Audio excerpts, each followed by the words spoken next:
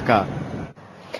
সামান্য দিয়ে শুরু করে এখন আদর্শ ব্যবসায়ীতে পরিণত হয়েছে নারায়ণগঞ্জের এক খামারি। বিস্তারিত জানাচ্ছেন মাজার মিলন তার রিপোর্টে, আর ছবি তুলেছেন মাহাদি হাসান। কাজ করতেন একটি তৈরি পোশাক রপ্তানি প্রতিষ্ঠানের বিপণন বিভাগে। বছর দশেক আগেই মাইনে পেতেন লাখ টাকার ওপর। তখনই ঘরের চাহিদা মেটাতে একটি গাভী পুষতে শুরু করেন, কিন্তু খাঁটি দুধের চাহিদা ছড়িয়ে পড়ে আশেপাশের সবখানে।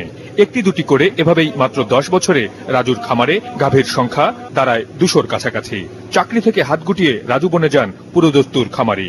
আলহামদুলিল্লাহ, একটা গরু কেনার পরে দেখলাম যে দুধও মাশাআল্লাহ ভালোই হয় এবং এটা প্রফিটেবল, লাভজনক মনে হলো। তারপরে আমরা আস্তে আস্তে এই আপনার গরু বাড়াতে থাকলাম এবং এক পর্যায়ে আমাদের প্রতিদিন প্রায় 400 থেকে 500 লিটারের মতো দুধ হলো। গরুর সংখ্যা বাড়তে থাকে, যুক্ত হয় আধুনিক প্রযুক্তির ব্যবহার, কিন্তু দুধের বাজারে নেমে আসে লোকসানের খরচ। মাথা খাটিয়ে শুরু করেন মিষ্টি সহ নানা দুগ্ধপণ্য উৎপাদন। সুনাম ছড়িয়ে পড়ে এখানেও। একে একে 3টি দোকান হয় নারায়ণগঞ্জ শহরে, তারপর ব্যবসা ছড়ায় রাজধানীতেও। আমি ওই জিনিস প্রডিউস করি না যে জিনিসটা আমি আমার সংসারকে, আমার বাচ্চাকে খাওয়াতে পারবো না। আমাদের নিজস্ব উৎপাদিত দুধ দিয়েই আমরা মিষ্টিটা প্রডিউস করি এবং আলহামদুলিল্লাহ এখন নারায়ণগঞ্জে আমাদের 3টা দোকান এবং ঢাকাতে আমরা এই রিসেন্টলি গত মাস থেকে উত্তরাতে শুরু করেছি মীরা অর্গানিক্স এর সঙ্গে, এবং আমরা আশা করতেছি যে আগামী 6 মাসের ভিতরে ঢাকা শহরে আরো 3-4টা লোকেশনে আমরা স্টার্ট করতে পারবো। স্নাতক পাশ করা 2 ভাইকে নিয়ে রাজু ব্যবসা আরো বাড়াচ্ছেন। খামারের গোবর থেকে তারা তৈরি করছেন জৈব গ্যাস এবং ভার্মিকম্পোস্ট। এরই মধ্যে পেয়েছেন এই কেঁচো সার বাজারজাতকরণের লাইসেন্স। অন্যান্য ফল ফসলের উৎপাদন শুরু করছেন অচিরেই। বিশাল 2 পুকুরে বিপুল পরিমাণ মাছে লাভের পরিমাণ অবিশ্বাস্য।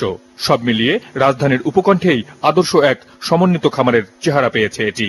আমরা আসলে দূরে সরে যাচ্ছি, শার্ট প্যান্ট পরে স্মার্ট হয়ে যাচ্ছে, অফিসে কাজ করবো, কৃষি কাজ করবো না। সেখান থেকে ধরে আমরা এই জিনিসটা আবার নতুন করে, নতুন প্রজন্ম আমরা এই জিনিসটা ধরতে চাচ্ছি একসাথে।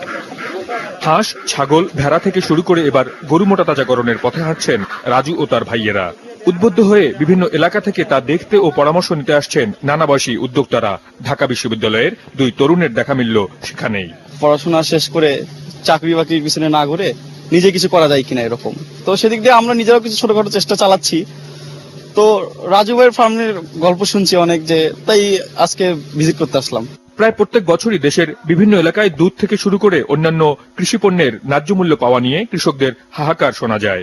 রাজু মনে করেন এ থেকে বেরিয়ে আসার পথ তৈরি করতে হবে স্বয়ং কৃষকদেরই। প্রান্তিক পর্যায়ে যে কৃষকরা আছে সেই কৃষকদের নিয়ে একত্রিত হয়ে একটা প্ল্যাটফর্ম দাঁড় করিয়ে তারপর ওইটা থেকে নিজেদের প্রোডাক্ট যদি আমরা বাই প্রোডাক্ট তৈরি করি, যে দুধটা খুব সহজে নষ্ট হয়ে যায়, কিন্তু দুধ থেকে যদি আমি ঘি করতে পারি, দুধ থেকে যদি আমি পনির করতে পারি, সো ওই রকম প্রোডাক্টগুলি যদি আমরা করতে পারি, সেলফ লাইফ বাড়াতে পারি, তাহলে খুব সহজেই আমরা ন্যায্য মূল্য পেতে পারবো।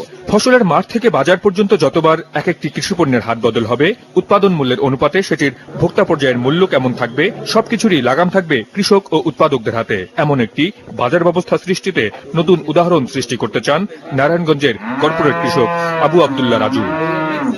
মাঝহার মিলন, মাছরাঙ্গা সংবাদ, নারায়ণগঞ্জ। আবারও রূপালী ব্যাংক সংবাদ বিরতি, ফিরে এসে আরো খবরের সাথে থাকছে